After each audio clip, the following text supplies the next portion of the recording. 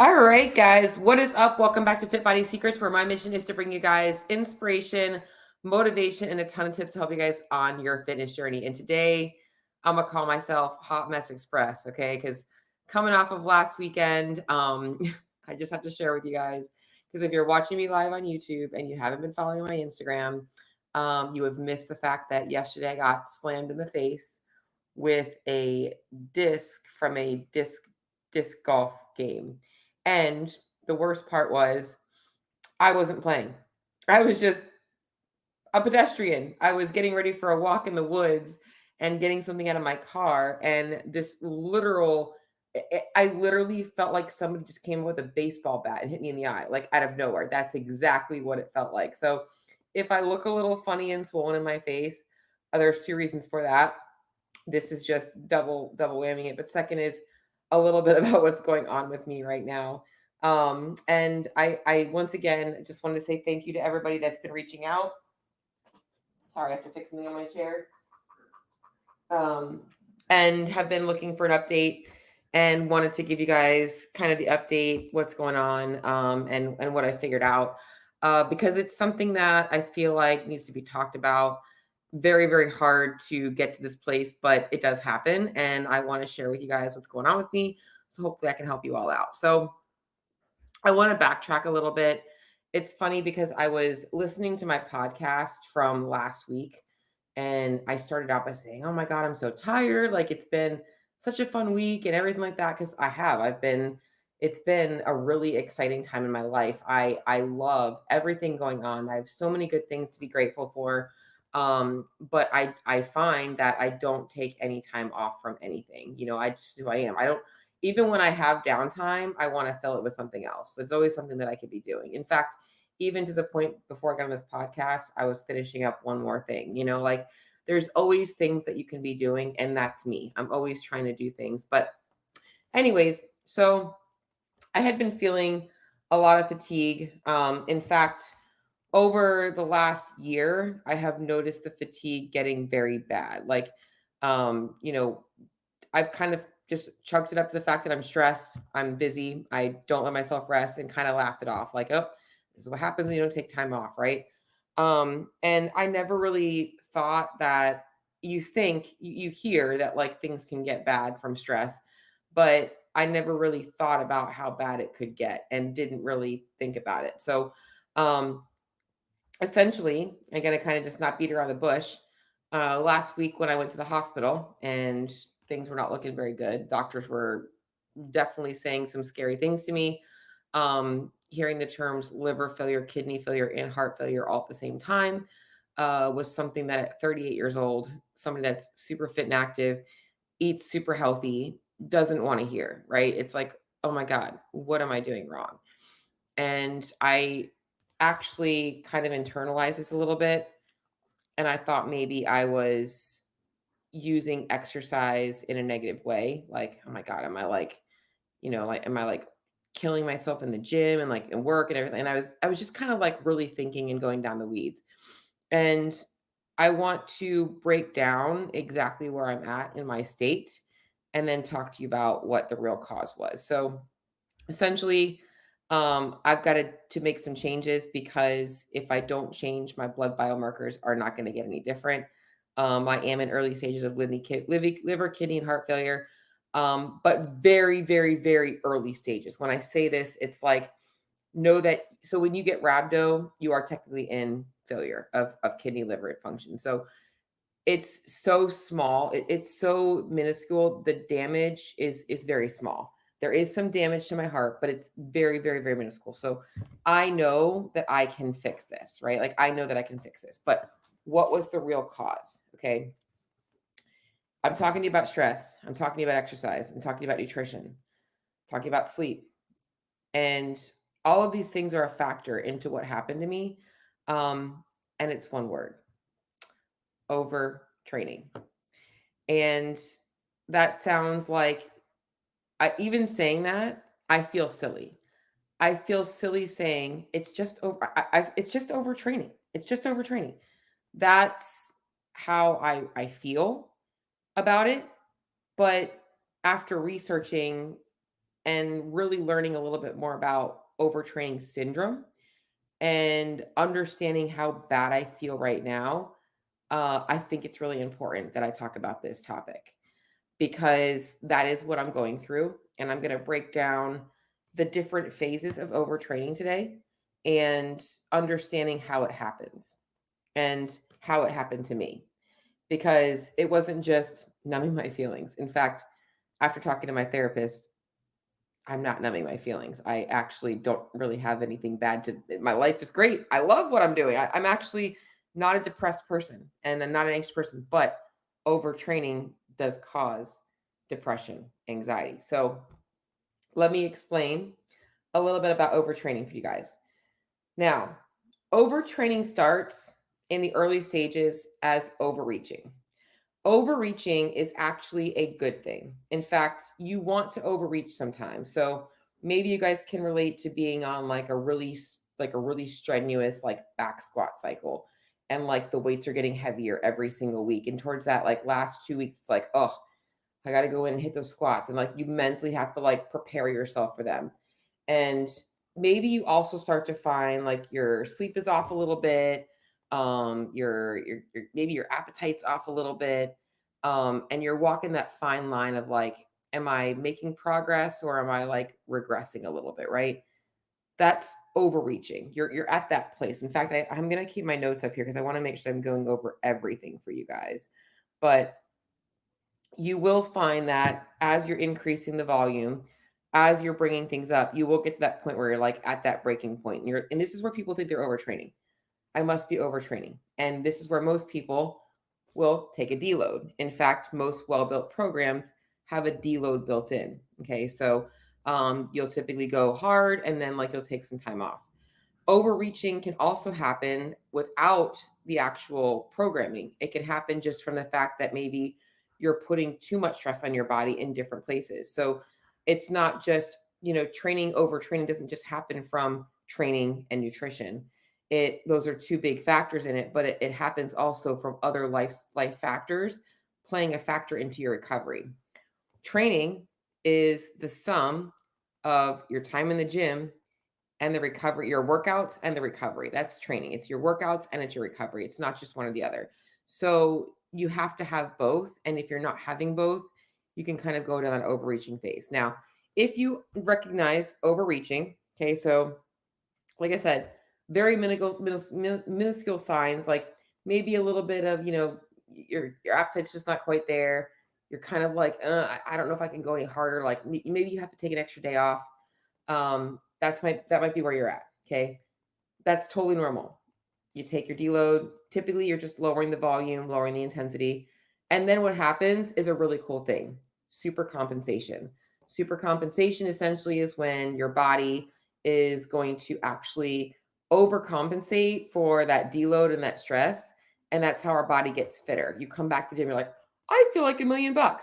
And people that have ever tapered for a competition know what I'm saying because you're like, I never thought I could do that. And where was that for the last 6 months? Okay. So that's normal. Okay. That's good.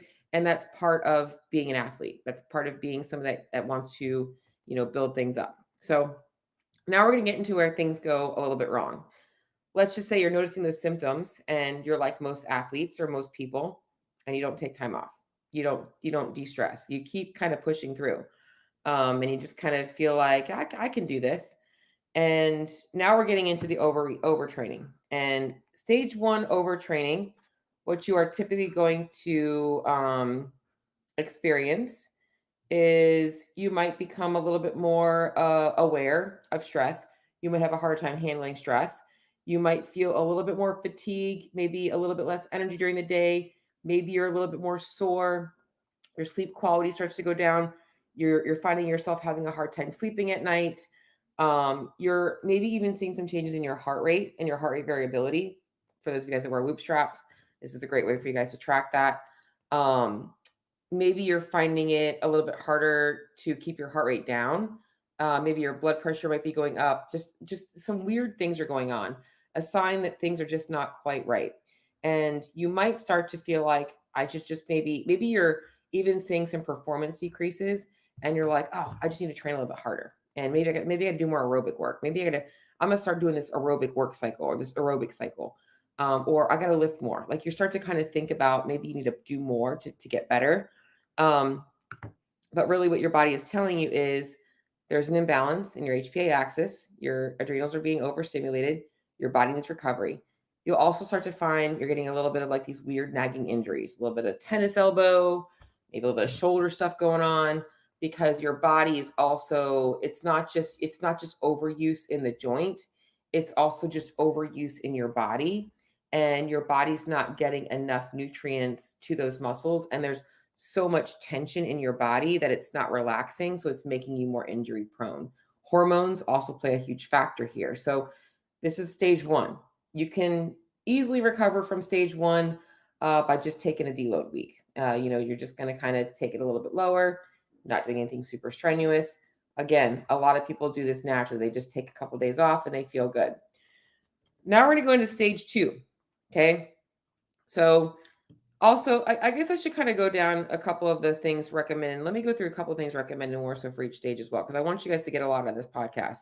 This isn't just about me. Whenever I'm talking about me, I'm going to share about how it's going to help you guys out.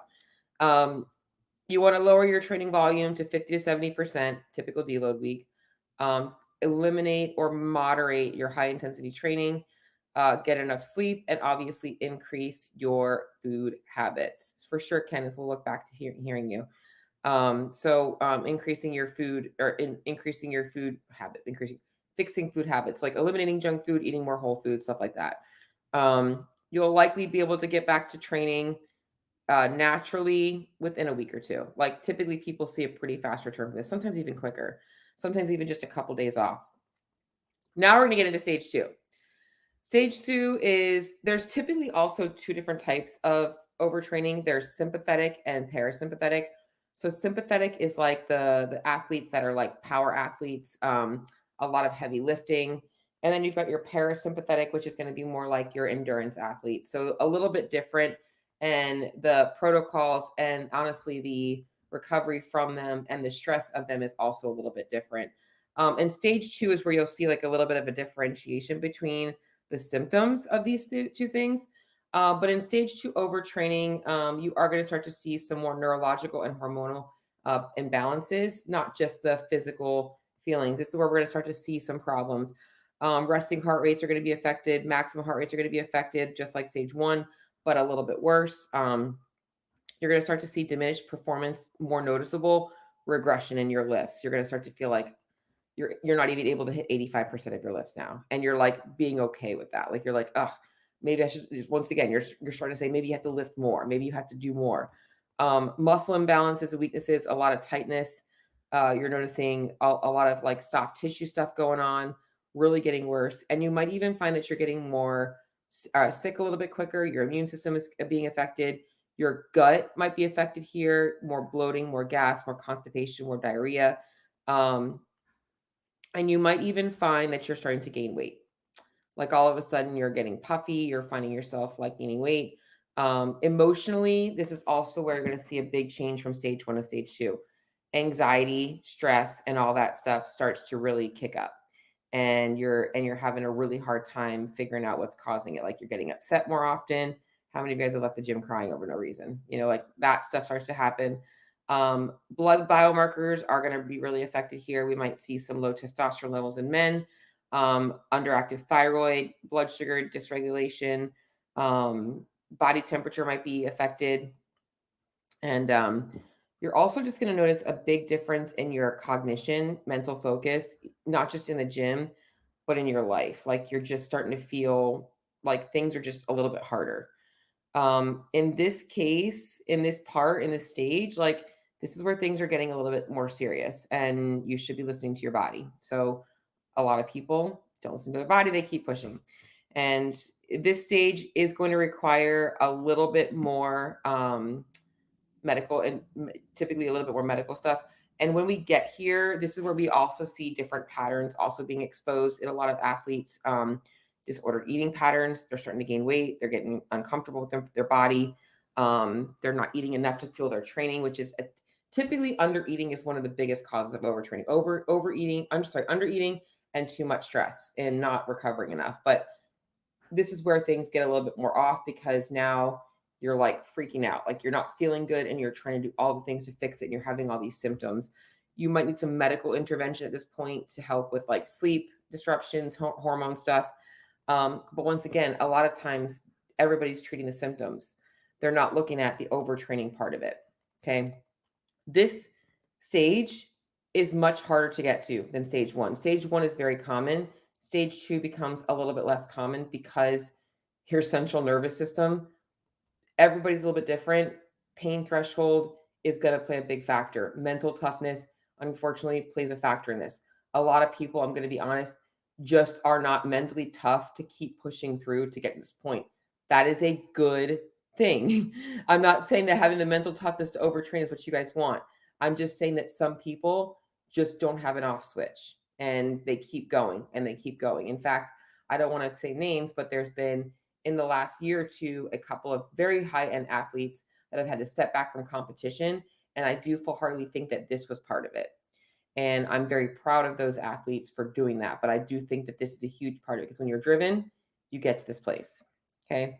At this point, recovery is time off from any high intensity training temporarily. Definitely want to be reducing volume by 50 to 70%. Sleeping, obviously, food, make sure you're getting enough calories. And for this part, you are likely going to have a little bit longer of a recovery. And so I don't really recommend, and a lot of recommendations, I shouldn't say just me, are complete rest for too long. I think complete rest in the short term, but then a slow, gradual re-increasing of movement to where you're not even thinking about competition for at least 6 months. Like, you shouldn't really be focusing on competition because it's just too early on.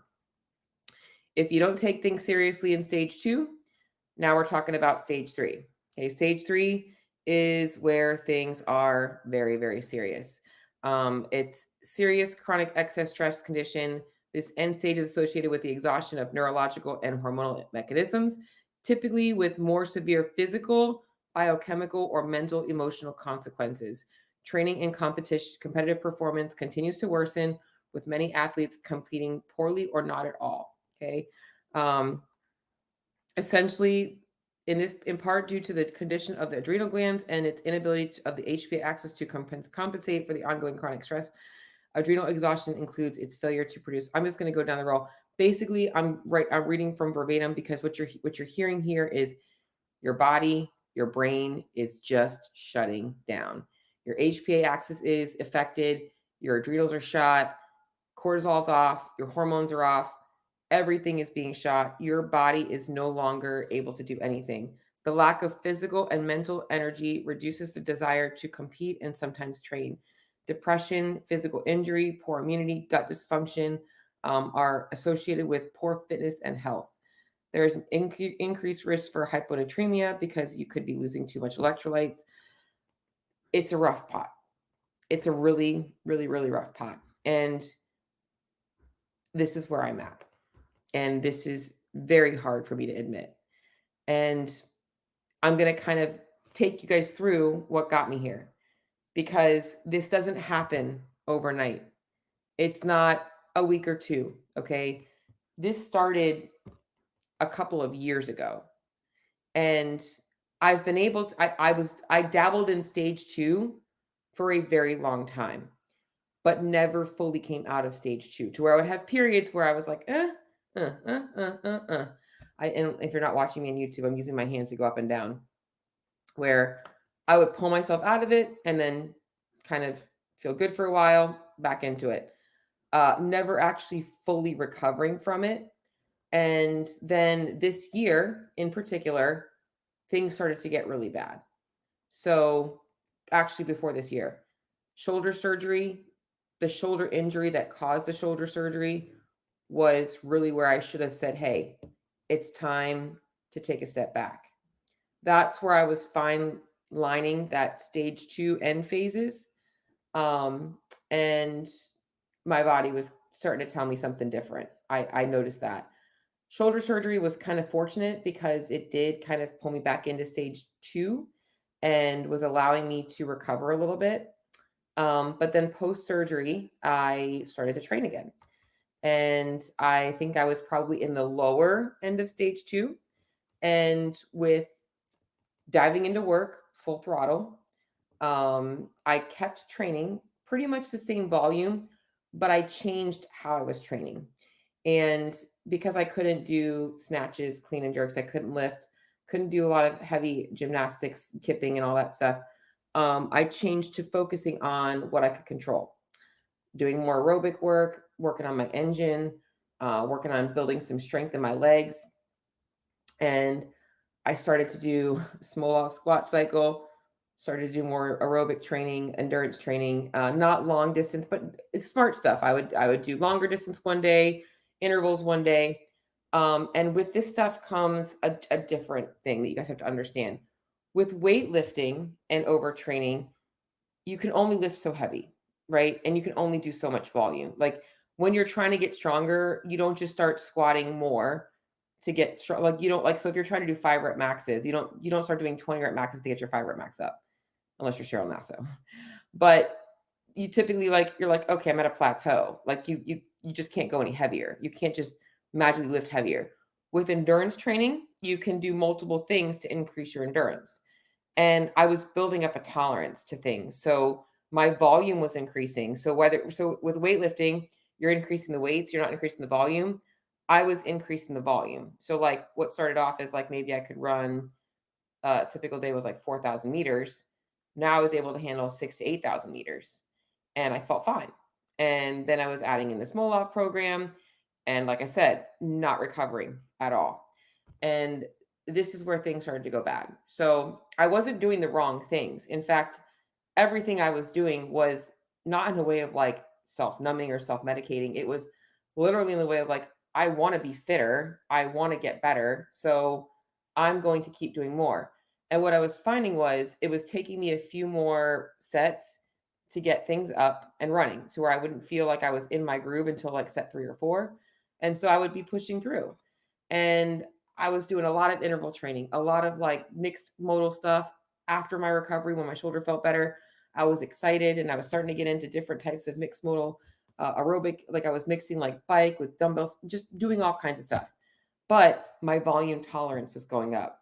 Started off as 5 sets, then it was 7 sets, and it was 10 sets. Now it was like a day wasn't completed until I got this many reps in. And I kept doing that over and over again. And I wasn't listening to my body. Okay. So around March, I tore my right hamstring completely. Left one was a partial tear. I shouldn't say completely. High grade partial tear in my right, low grade in my left. Okay. Again, another warning sign. Slow down, Cheryl. Slow down, Cheryl Nasso. Cut it off. But I'm an athlete. I want to keep going. I kept pushing through. I worked around the injuries. And I am a proponent of people working around injuries, but you should still be lowering volume to allow your body to recover. Around this time, my sleep was shit. It wasn't just not being able to stay asleep. I was now waking up at 3 o'clock in the morning and couldn't fall back asleep, literally feeling like a crazy insomniac. So I started going to bed at 7 o'clock at night. I'm like, well, I guess I just got to go to bed earlier. I'm literally, my body is giving me all of these signs, all of these signs. Hey, something is not right. And I kept going and kept going and kept going. And pretty much around a month ago is when I noticed things were really like just not, things were degrading. And I'd been seeing a doctor, but mind you, I have been seeing a doctor and trying to get to some medical answers as to all this. My blood panels were not coming back great. I knew that. My hormones were low. Just weird things. White blood cells low, anemic, like little things that I'm like, I'm just going to keep working through it until we figure things out. Then comes the week of my nutrition coaching summit. I'd also been working on my fat loss frameworks jumpstart thing, which is what I talked about in my episode last week about how tired I was. And that week, the fatigue was bad. So last week, not this past week, the week before the hospital, the fatigue was really bad. And I just choked it up too. It's because I was traveling and just coming off of all that and needed to take a little bit more rest. But now my performance, it was no longer, it took a few times to get my heart rate up and get me into my pace. It was no longer negative splits. It was now, I can't handle finishing these workouts. I can't. I have to take a break to finish these intervals. And that's what I was doing. I would be doing a set of a planned workout, and I would have to stop and be like, I'm gonna take a break and then I'll finish. That's not like me. I'm not that person. I am a very resilient athlete. In fact, it's what I know I'm known for, but it's also what brought me to the stage 3 overtraining, because I don't have an off switch. I have a very high pain tolerance. I don't know when enough is enough. And so as that week progressed and symptoms were no longer just fatigue, the swelling in my legs and things brought me to the hospital, to the seriousness of what it looks like to be completely overtrained, stage 3, telling yourself you can literally train yourself dead. And that is a very hard thing to say. And I'm saying this in all seriousness, but also feeling almost guilty for saying it with seriousness, because I feel like people don't look at this like it's a serious thing, but it is a very serious thing. But I'm going to tell you, it is extremely difficult to get here. And I want to go over what I'm experiencing right now, because if you think you're overtraining, like, you should stop. If you think you're overtraining, you need to take a look at the signs and understand how to make some modifications early. Because I literally feel like I'm dying. I literally feel like I'm emotional. I have very little energy. I'm waking up every morning. I know I have a puffy eye because of the freaking disc, but I'm waking up every morning with like literally swollen eyes. Um, my appetite's all off. I'm having to force myself to eat right now. Um, I just don't feel well. My body hurts. In fact, I'm scared to do yoga because I'm scared it's going to hurt. Like, I scheduled a massage day at 2:30 because I can't wait to get my body worked on. I'm just not in a good spot. As much as I mentally want to work on things, I don't even want to work on things. I don't even have the desire to be in the gym, and I want to be in the gym. That's, if that makes sense. Like, I want to be in the gym and I love working out, but right now I just don't have the energy. My brain and my body is dunzo. And recovery from this stages is not, it's not, it's not a timeline, unfortunately. I'm a very resilient person. It could take me a couple of weeks, could take me a couple of months, could take me a lot longer than that. In fact, I've, just listening to some podcasts from other people, some people it's taken them years. Now I know me, and I'm going to do all the things right because I'm going to make sure I get myself out of this hole. But it all came down to having a goal, right? I had a goal. I went into this year wanting to win the CrossFit Games in 2023, and in my age division. And then when I had the decision to make about shoulder surgery, I said, "This is God telling me it's not your year. You got to get yourself healthy." But I didn't do what I needed to do to get myself healthy. I had shoulder surgery and avoided dealing with this stuff. And so I told myself after surgery, 2024 is going to be my year. But if you don't do the things you got to do to change, it ain't going to happen. And I still want 2024 to be my year. And I still am hopeful for that. But I know that right now, if that's what I want, I can't think about that. I got to think about my health and my life. And the fact that the doctor mentioned a pacemaker, I was like, no, that's not. I mean, I'm too fit for that. I'm just too fit and healthy for that. And right now, I'm not fit and healthy. Right now, I'm sick. And people can call it what it is. Overtraining isn't serious. You have no idea what I'm feeling right now. I feel like I'm dying. Does not feel good at all. And so, um, there's a lot of things that have to be addressed. And so, what's the plan? Here's the plan. Okay. Taking my medical team seriously, not missing my appointments. So I've got an appointment on Tuesday to get a brain MRI done. They do want to check my pituitary function to rule out if all of this isn't caused by something going on with my pituitary gland.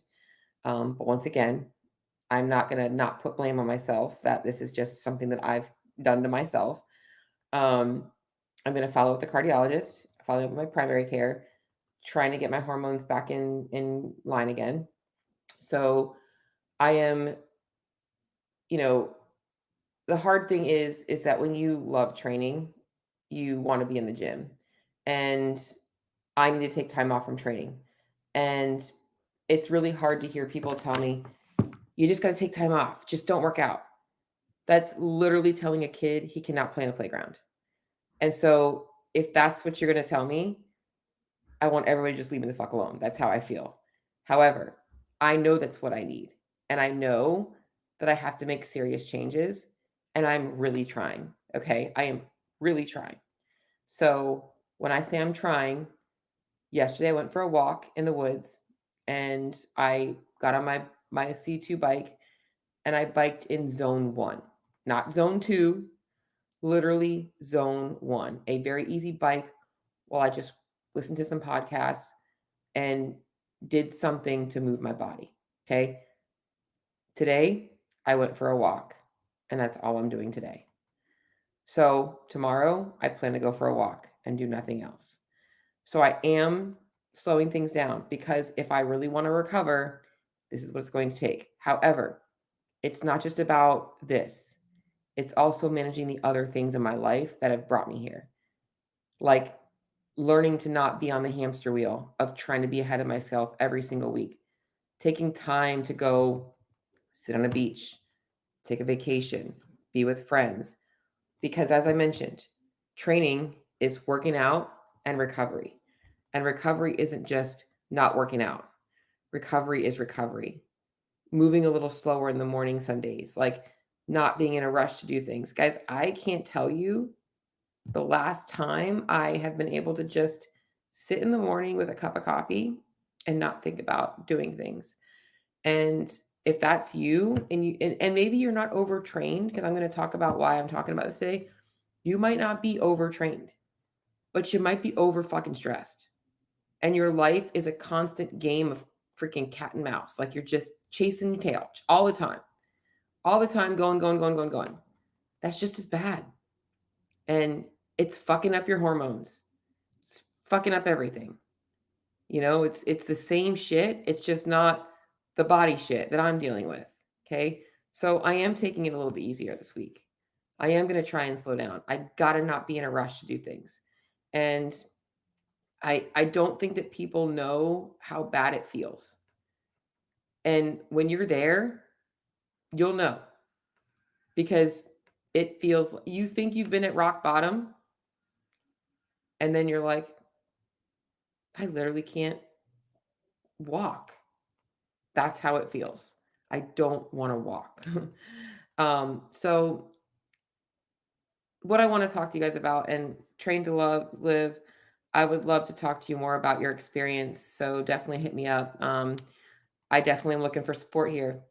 If you are dealing with this, if you have dealt with this in the past, if you have overcome it, if you have had to take extended time off and it has really been hard for you, I would love to be able to talk about this. But anyways, so let's talk about why I wanted to talk about this. Because as I said, it's not just overtraining. Allison, I know this is you. I'm gonna recover. I recovered from a lot of hard shit in my life. This is just one more thing. And once again, part of the problem is being resilient. But a lot of you guys don't listen to the signs your body's giving you. You don't listen to what's going on in your head. You don't listen to all the signs that's going on. I felt these signs forever ago. And here's how it kind of progressed for me. I didn't take time off after any of my games experiences. After any season, I never took more than 1 day off in a row. And then about 2 years ago, I was convinced to take 2 days off in a row because I needed it. And then it was 3 days off in a row. And then this year was the first time that I was able to take a week where I did low intensity stuff. I've been training since I was 19 years old and have never taken a full week off of doing nothing. But now I need that, right? I could have taken it when I wanted it, but now I don't have a choice. So you got to listen to the signs your body's giving you. If your body's telling you you're tired, you're tired. Now, granted, some of you guys need to suck it up, right? I know that. I'm talking to you guys out there that are like literally going from sun up to sundown. Never sit down. You're the one that's telling me that you don't have time to meal prep. You don't have time to cook. You're eating things on the fly. You're just always too busy. Always too busy to take care of yourself. Guess what? It's going to come to bite you in the ass if you don't change something. And when it happens, you're going to be mad that you didn't do what you needed to do earlier on because it sucks. Realizing that what could have been a simple fix is now a big problem. And a lot of women experience this in their 40s. They're living these high stress jobs and being a mom, and they're just running themselves ragged, and they think it's okay to like put themselves last all the time. And then all of a sudden, like, my hormones are freaking, I have so much, my mood's all over the place. My energy's all over the place. My freaking hormones are out of whack. How can I fix this? Is there a supplement I can take? No. You know what the supplement is? Fucking sleep and rest. That's the supplement. And food. Can you stop dieting yourself into the ground? So that's what I got for you guys today. Little update, little talk about overtraining. If you have like struggled with this, or you are trying to make lifestyle changes and you want to join me on my journey, it doesn't have to be overtraining. Maybe it is looking at your life differently. Please shoot me a message. I'll make sure that I have my email address in here. You guys know to find me at Cheryl Nasso. And like, let's freaking rally and let's recover, because your life is all you got. And I want to live my life and be happy and healthy. And I have not been healthy. I have not been feeling good. I have been missing out on enjoying training and feeling fit and loving what I do and all that good stuff. So I will say this. I still love my life, right? I love what I do. And I just have to get myself a little bit of recovery. Allison, it's funny because I'm like, where could I go? Because I can work from wherever I want, which is the beauty of that, right? I can work, I can check in my clients wherever I want. Where would I go? So if y'all have any tips for like some little last minute getaways, I'm like, not too expensive either, because I'm kind of frugal. I'd love to do like a little 3 days, no electronics, just get out of the freaking hamster. Well, I guess if I want to work there too, I shouldn't do that. Maybe just take 3 days and not take time off from work. Maybe take a long weekend. But thanks, Allison. Listen, guys, enjoy your day, enjoy your Saturday. Thank you guys for listening. Thank you guys for all your support. If you guys need anything, like I said, I'll put some information in the show notes for you guys to reach out to me, and I'll talk to you guys all on the next episode. I'll make sure I keep you guys updated as well.